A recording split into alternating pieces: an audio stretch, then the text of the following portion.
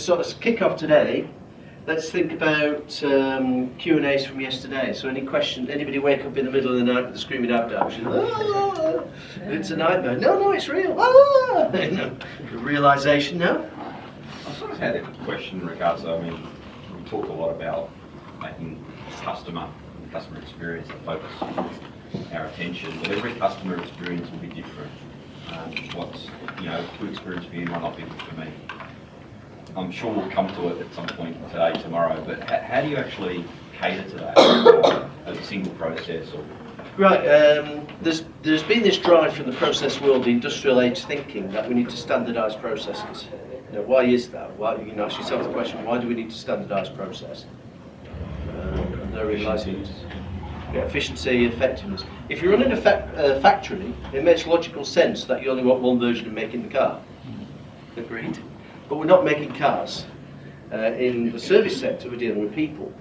But we've used a metaphor, which, as we were saying yesterday, is now becoming progressively outdated as far as its application, certainly in the 21st century. It worked for 200 years. You and I received as customers standardised and homogenised products with very little variety and very little choice. But for all the reasons we said yesterday, perhaps moving to a standardised process for everybody is precisely the wrong thing to do.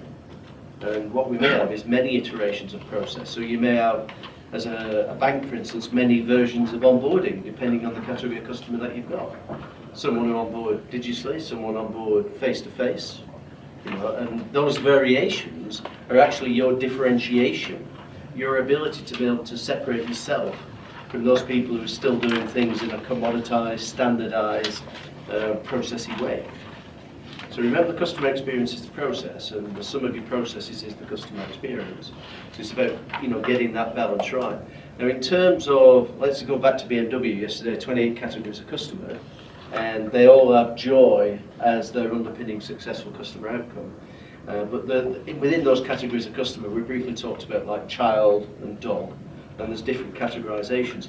Now, each of those categorizations has a different way of interacting with you as an organization.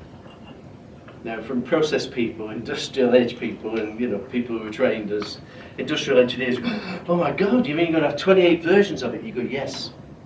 And you go, oh, that's really, really complex. And you go, no, it's only complex if you're looking at it through the wrong end of the telescope. If you're looking at it the right way, it actually is a massive simplification, because we're not trying to force fit all these customers through one linear way of doing things. So, but that will become more obvious later on today and into tomorrow. We're moving. What we've done so far, the OISM and SCOC are outside it, but that process activity map, it's fairly standard stuff. All we've got is a timeline on it. There's nothing new about that. Just the syntax of doing it that's fairly standard. So going back to the sort of work Penny would have done with Aris and those guys back in the day, there's no difference there to what we might have done 10 or 15 years ago. So I know it's quite an unsettling answer to sort of say is not every customer experience is the same, and you are quite correct. It isn't, and that's part of the beauty of being able to actually deal with customers in a way that differentiates you from other people who are dealing with them in a very standardised way. So how long does it take for an organisation to unload what's the story? Well, we started the journey yesterday, and what I usually sort of say, there's a pattern that's emerged over the last sort of 10 years of people doing this. You'll do 2 or 3 projects, and you're already in that way of doing it. You've been doing it now for like 12 months, 2 or 3 projects, little bits around the edges, and seeing improvements, which are like, oh my goodness me, that's worth doing more of that. That's worth integrating with our existing approaches, so whether it's agile or whether it's lean or whatever it is. That becomes viable. Now, the way we train this stuff is to start where you are. So by definition, you're going to start in your department or in your division and work outwards. But very quickly, people will say, well, what are you doing? How do you get so much with so little in such a short time? That type of thing. In which case, you then build the case for doing more. There comes a point in time, and I usually say for organisations typically of yourself, it's going to be about 2.5 years in, where if the exec team are not already aware of it, they will become aware of it. Right? At which point they then say, well, could we do this enterprise-wide? Of course the answer is yes. So I'll show you later on tomorrow before we finish the program that does that.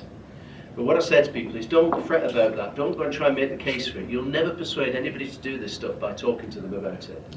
You've actually got to do it.